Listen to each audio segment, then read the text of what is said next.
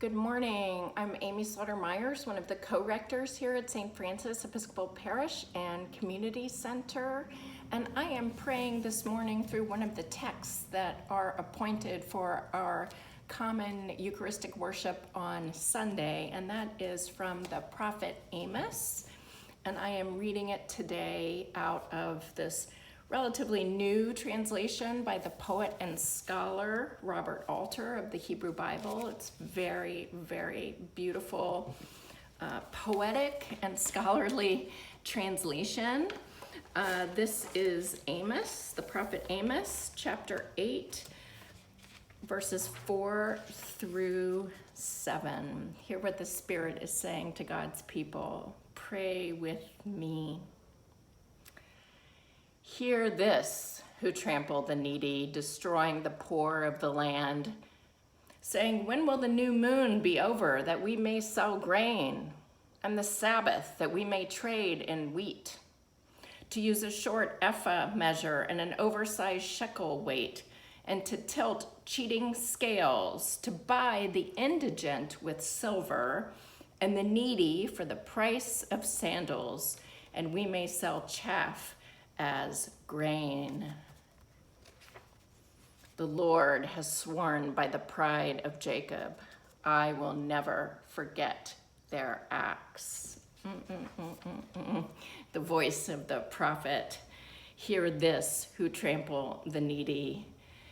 What I hear in this passage from Amos today is that indictment of that very human way of wanting to have our cake and eat it too would be a way that I would phrase it. That is, the people here in Amos's words, seeing them through the eyes of God, the eyes of justice and mercy and humility.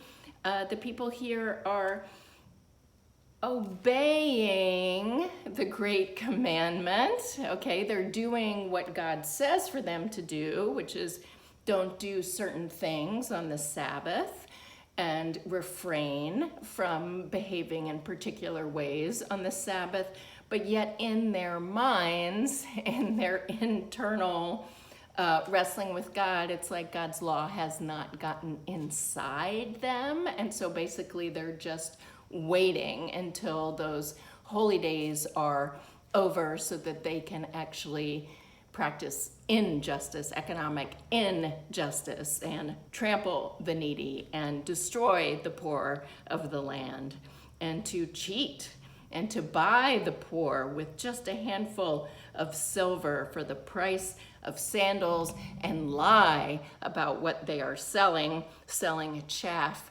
as grain.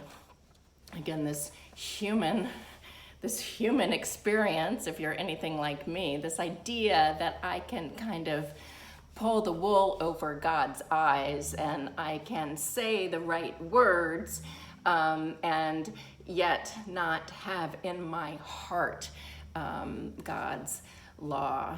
You know, I was thinking about this in terms of people I have known in the past. Sometimes my first response in reading and the prophetic word is to think about those other people I've known who the prophet must be talking about, because prophet couldn't be talking about me, right? This is sort of part of the process of inhabiting scripture for me. So I was thinking about someone I knew who was a very, very great philanthropist, and this person gave tens of thousands of dollars, very, very, very generous.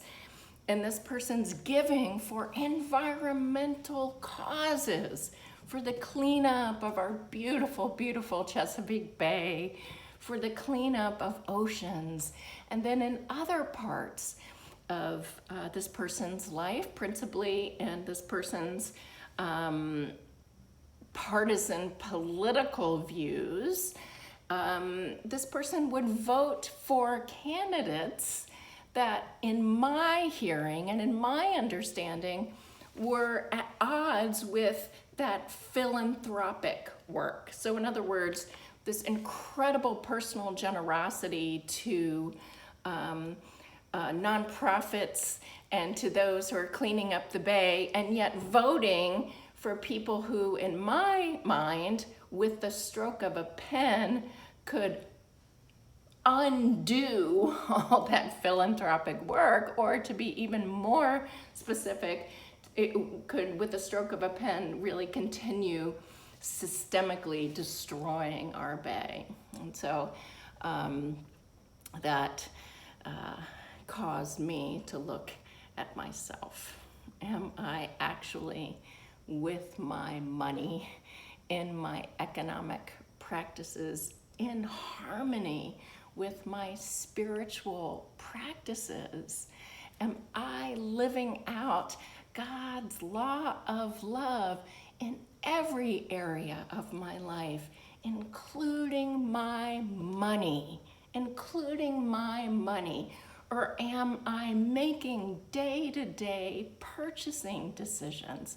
Am I making day-to-day choices about how I live that are based on other values than those God-ordained, God-commanded values of justice, mercy, and humility?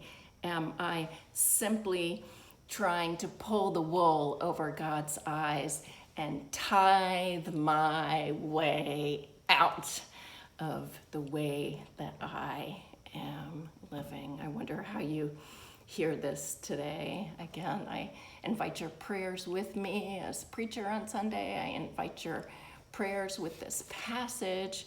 Again, this is Amos chapter 8, verses 4 through 7. Peace.